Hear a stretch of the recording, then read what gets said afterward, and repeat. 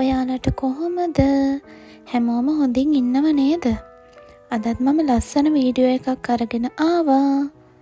අද නම් ඉතින් ඉර දෙවියන්ට අපි ගැන අනුකම්පා හිතිලා අපිට ඇඳුම් ටිකක් වේලගන්න, එතකොට එළියේ තියෙන වැඩ ටිකක් කරගන්න පොඩි chance එකක් දුන්න දවසක්. මම උදෙන්ම ගියා ලස්සන මල් ටිකක් කපාගෙන එන්න. අපිට නම් මේ දවස්වල සැරින් සැරේට වහිනවා. දෙවියන්ට අපිව කොච්චර විහිළුවක් වෙලාද කියනවනම් ඇඳුම් ටික වැලට දාලා ගෙට එනකොට වහිනවා. ආයෙම ඒ ටික අකුලනකොට අවුව වැටෙනවා. ඔන්න ඔහොමයි අපේ පැත්තේ මේ දවස්වල කාලගුණේ. අද නම් ඉතින් හරි ලස්සනට අවුව පායලා තියෙනවා. බලන්නකෝ ඉතින් මම කපාගෙන ආව මල් ටික ලස්සනයිද කියලා. මේ දවස්වල අපේ ගස්වල අලි පෙර පිරිලා. හැබැයි දැන් නම් ටික ටික ඉවර වෙගෙන තමයි යන්නේ. මටත් ඉතින් නිකන් ඉන්න ගමන් අලි පෙර ගෙඩියක් කන්න හිතුණා. මේවා ඉතින් තියෙන කාලෙට කන්න කිසිම ආසාවක් නැති කාලෙට අනේ අලි පෙර ගෙඩියක්වත් තිබුණා නම් කියලා හිතෙන විදිය කෑමනේ. ඔයාලා දන්නවද? අලි පෙර කියලා කියන්නේ අපේ ශරීරයට හරිම ගුණ කෑමක්. ඒ වගේම තමයි අපේ සම ග්ලෝ කරන්නත් මෙයාලට පුළුවන්. දැන් ඉතින් කියන්න එපා.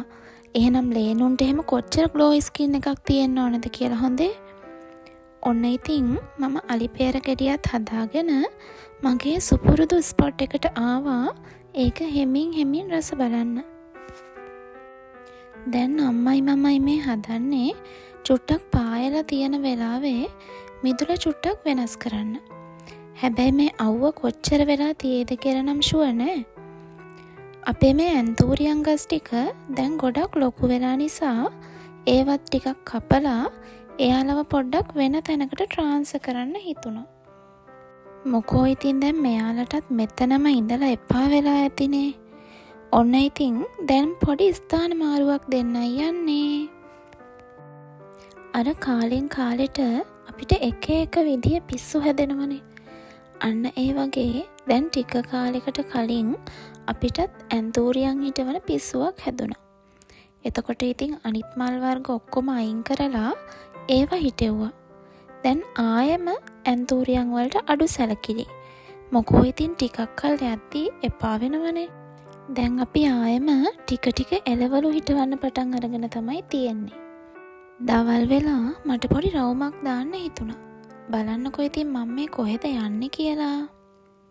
දන් ඔව් මේ දන් කඩන්න තමයි ආවේ. ඔන්න ඉතින් දන් කනඩට වඩා කළේ මං කන එක. මේ වෙනකොට නම් අහස මොකක්දෝ කතන්දරයකට මූණ කළු කරගන්න ගමන් තමයි තිබුණේ. දන් කඩන්න ආව මට ගොටුකොළ ටිකකුත් හම්බුණා. ඉතින් ගොටුකොළ කියන්නේ මං මාස කෑමක්. ඒ නිසා ඒකෙනුත් චුට්ටක් ගලව ගන්න හිතුණා. ගොටුකොළ වලට වඩා මෙතන මාර විදිහට තිබුණේ කටුවැල්. මේ ටික ගලව ඉන්න අතරේ එක පාරටම ඔන්න වහින්න පටන් ගත්තා.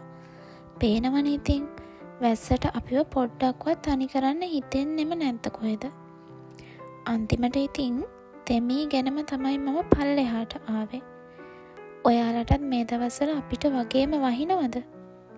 ඔන්න ඊට පස්සේ ගහේ නන්නන් ගෙඩියක් තියෙනවා දැකලා මට ඒකත් කඩන්න හිතුණා. පේනවනේ අල්ලනකොටම ගෙඩිය බිමට වැටෙනවා. ඊට පස්සේ මම හිතුවා වොෂ් එකක් දාගන්න. පේනවද? මේ දවස්වල වැස්ස නිසා අපේ ගඟේ වතුර හොඳටම වැඩි වෙලා. ඔන්න ඉතින් ආයෙම වැස්ස ටිකක් පායනකල් ඉඳලා අම්මයි මමයි මේ හදන්නේ මිරිස් ටිකක් කඩා ගන්න. මේ දවස්වල නම් අපේ පැත්තේ එක දිගට පැයක්වත් වැඩක් කරන්න අමාරුයි. අර අවුව චුට්ටක් වැටුණු වෙලාවකට කරගන්න වැඩක් තමයි ඉතින්. එක දිගටම හැමදාම වහිනකොටත් එපා වෙනව නේද? බලන්නකෝ ඉතින් අපේ වත්තෙන් අපි මේ දවස්වල ගන්න අස්වැන්න. පේනවද? ඔන්න වැස්සෙම මෙයා කෑම හොයාගෙන ඇවිල්ලා.